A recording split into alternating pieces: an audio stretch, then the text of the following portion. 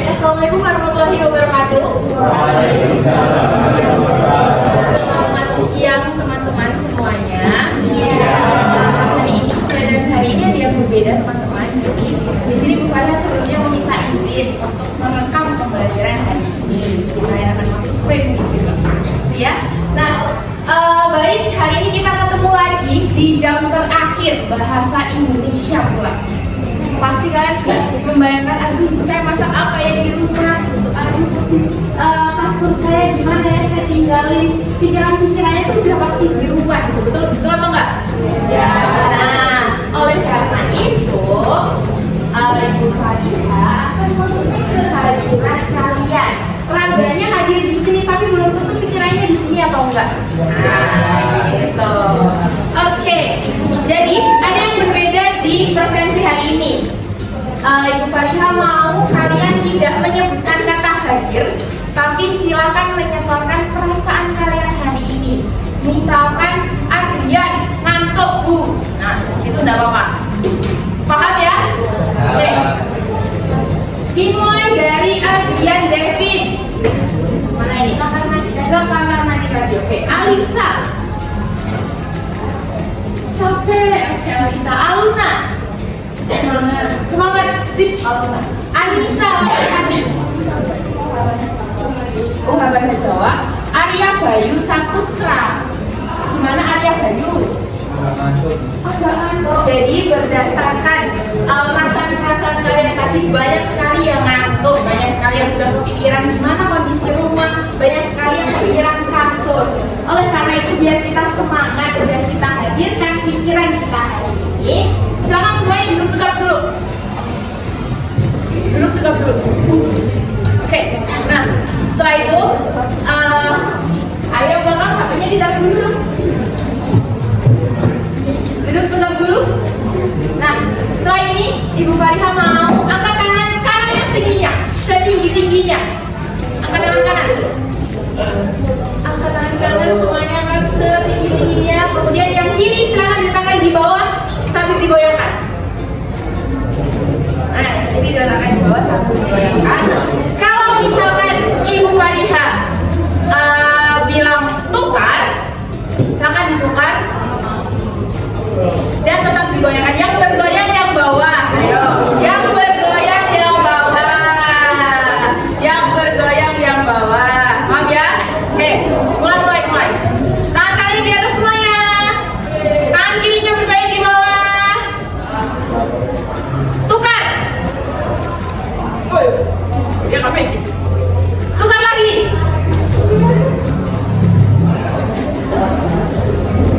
Tukar lagi.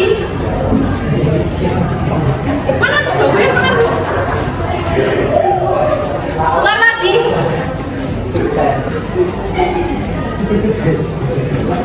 Tukar lagi. Oke, tangan semuanya. Setelah pembelajaran hari ini sebenarnya kalian diharapkan untuk apa sih?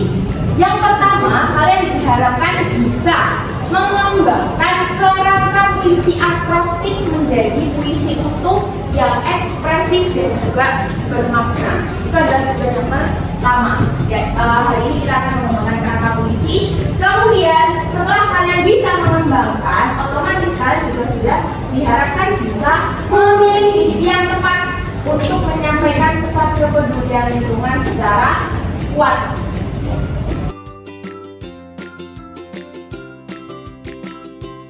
Langsung saja masuk ke pembelajaran hari ini. Pada pertemuan sebelumnya kita sudah membahas puisi dan kita masih di topik yang sama, yaitu puisi, tapi dalam fokus yang berbeda.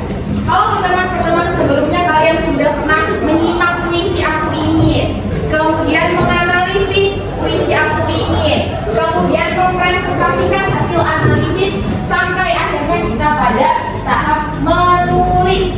Sudah panjang perjalanan kalian. Pada pertemuan sebelumnya yang kemarin, Ibu Yunda kan sudah meminta kalian membuat kerangka puisi akrostik, betul? Nah, di bawah semuanya tugasnya? Di depan? Oh, di depan sini. Di sini kan? Oke, sebentar.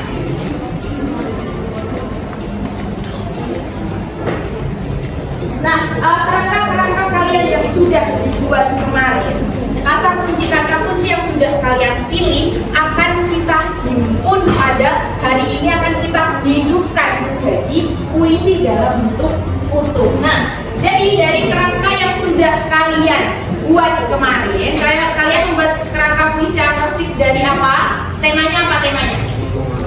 Lingkungan dari produk yang sudah kalian buat, produk daur ulang. Nah, tentunya di situ kalian sudah menentukan kata kunci, betul atau enggak? Ada rubrik yang ada kata kuncinya di situ. Bagaimana mau masing-masing kelompok menyebutkan kata kunci yang paling indah di kerangka itu? Mulai dari nomor satu. Nomor satu mana? Nomor satu. Sama yuk. Apa kata kunci yang paling indah di kerangka itu apa?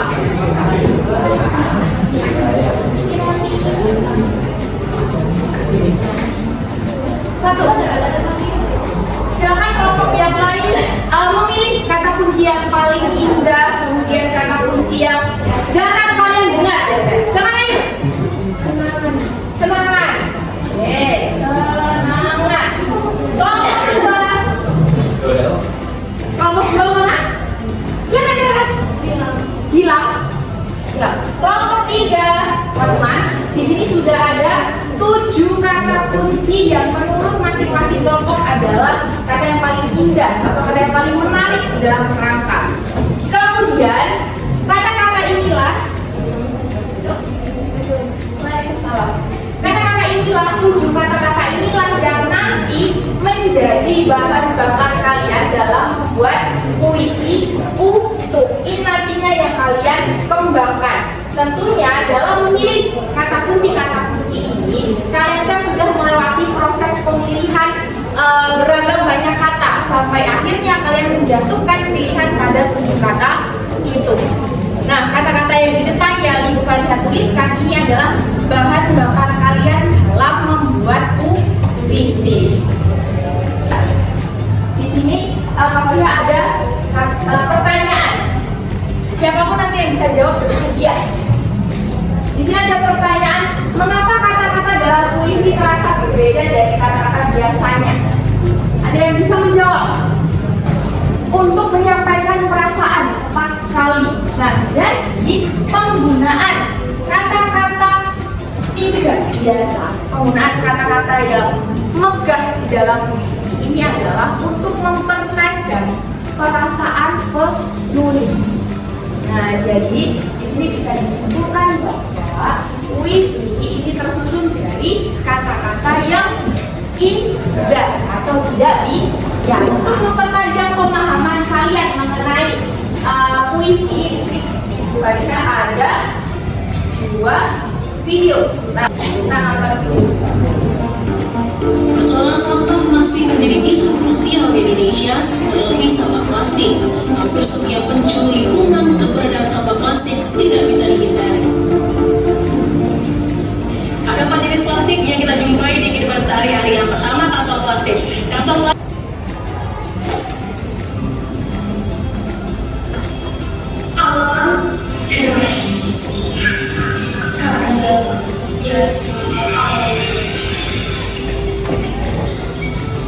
siung burung di pagi hari, terbit sinar sampai. Dari kedua video yang sudah kita simak tadi, kira-kira kalian lebih tersentuh di video yang mana? Yang pertama ini ada yang kedua? Yang kedua. Kenapa kira-kira kalian lebih tersentuh di video yang kedua? Video kedua menjelaskan tentang apa? Video kedua apa wes? Video apa? Puisi, deklamasi puisi. Deklamasi puisinya tentang apa? Tentang kerusakan alam. Nah, kenapa kira-kira video yang kedua ini kok lebih menyentuh daripada video yang pertama? Karena katakan. Karena enggak katakan. Katakan siapa yang melakukan? Si Jibreng ini si Jibreng. Karena dari segi penyampaiannya. Kemudian ada lagi pendapat lain. Karena kata-kata yang digunakan. Nah, ini teman-teman merupakan contoh nyata bahwa puisi itu menyampaikan pesan yang lebih dalam. Dari kedua video tersebut bisa disimpulkan bahwa puisi ini merupakan suatu karya sastra yang menyampaikan pesan dan perasaan dengan cara yang lebih menyentuh dari fakta biasanya. Kemudian kemarin kalian sudah diminta untuk membuat kerangka, gitu kan?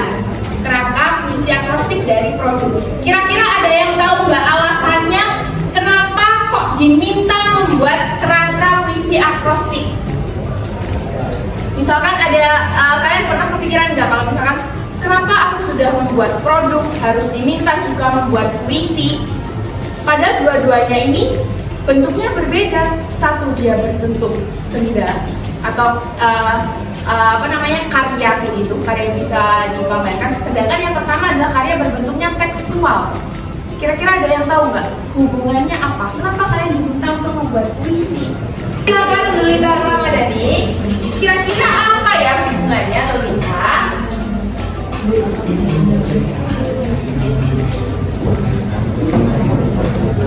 Tidak tahu, oke. Tidak apa-apa. Ketidaktahuan kalian itu adalah suatu tanda kalian akan belajar hari ini. Jadi keluar dari kelas ada bekal, ada pembelajaran baru yang kalian ketahui hari ini. Kemudian absen 7 ada Bernice. Nah, Bernice ada nggak? Tahu nggak Bernice? Alasannya kenapa diminta membuat puisi?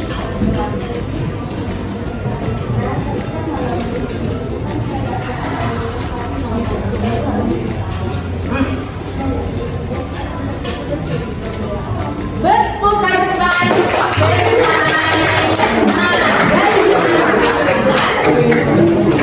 kerusakan alam atau pencemaran lingkungan seperti sampah tadi tidak hanya kita jumpai di kedua video yang sudah ditayangkan, tapi pasti tidak jarang kalian menjumpai orang-orang yang biasanya membuang sampah sembarangan, gitu kan? Tidak jarang kalian menemui secara real, secara nyata. Nah, produk yang sudah kalian buat itu merupakan suatu solusi dari masalah yang ada. Ada produk membuat ekopot ataupun ada tempat tisu dari bahan daur ulang dan sebagainya. Nah, itu merupakan solusi untuk masalah yang ada. Kemudian apa hubungannya dengan puisi, Bu? Nah, benang merahnya adalah jadi dengan kalian membuat produk itu menunjukkan kepedulian sama halnya yang dikatakan oleh Bernice tadi. Dengan kalian membuat produk itu merupakan suatu bentuk nyata kepedulian kalian terhadap alam. Nah, kemudian kepedulian itu tidak untuk diri sendiri, tapi untuk disebarkan melalui apa? Melalui puisi.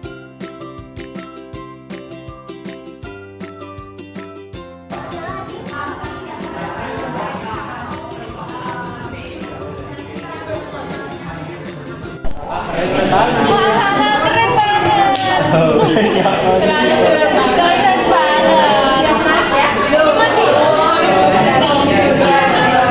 Tersusun rapi tanpa banyak suara, tumbuh indah dari sisa yang ada.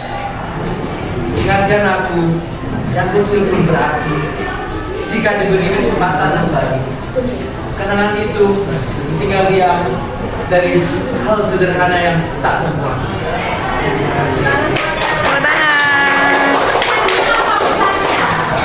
Pesannya, jangan buang sendok plastik sembarangan.